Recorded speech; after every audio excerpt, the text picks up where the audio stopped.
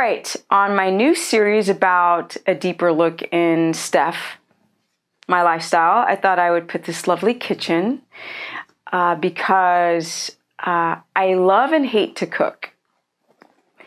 A part of doing a ketogenic diet is just convenience. Carnivore makes it even easier. So I'm now, after doing carnivore for 9 months out of the 12 years of doing keto, well, sort of like 11 and a half of doing keto omnivore, I've switched to keto carnivore, and then I'm off of keto carnivore. Now I'm adding just a little bit of plants because, to be honest, I like a clean kitchen like you see back here. I just like a clean kitchen. I don't like a bunch of stuff crowding countertops, and I love cooking food, and I love actually cooking more for people than myself. But for me, if I'm on the daily, I like to throw it in my air fryer, let it beep, beep, beep, beep, beep, air fryer, not a microwave, and eat it and run out the door. And I'll have a little bit of avocado for the potassium, and then I will just throw some really juicy, lovely meat up in there. But I really like the idea of cooking with people. So when I cook for other people, then of course I'm making it a keto extravaganza.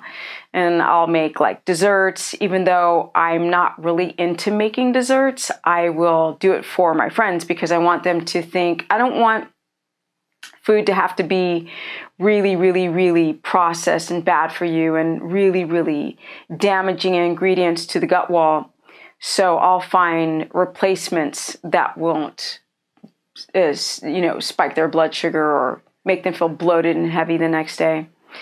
So I like cooking for people. You guys don't know that about me. And I'll cook simple stuff that I'll cook after, let's say, I'll cook like a ribeye, and I'll make some ribeye with cauliflower mashed potatoes and some maybe broccoli, for example, and a couple slices of avocado with a ton of fat. But then afterwards, we'll keep talking, and then I'll make, let's say, lemon butter muffins, out of like coconut flour flax, or I'll make just a fatty tea or like a hot chocolate out of the white chocolate because I'm trying to get rid of the oxalates and the mycotoxins. But I really like to just sit down and eat with my friends and chill and talk. A lot of Americans always have a TV on, which drives me insane. I don't know what it is, because me living over in Europe for almost 16 years, nobody watches TV. Well, then they didn't. Nobody was, at that point, was watching TV and eating and talking. You just talk and listen to music.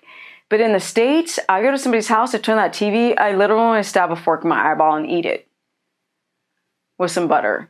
I just don't like that. So those are things that you guys didn't know about me when it comes to the kitchen. Now, when it comes to keto meals and all that, I will show you that. But I want to just show you a little bit of a deeper side of like my life. Like, I love food, but I'm not obsessed about it at all. Like, whatever. I just want it to taste good and I want to feel good.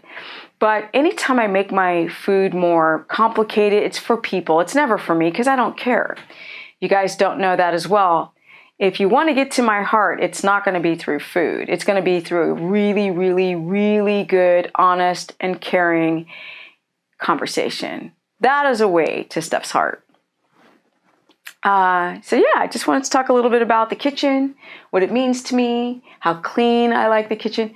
Would my kitchen look like this one? No. That's because I did a screenshot really quick because I just wanted a clean kitchen.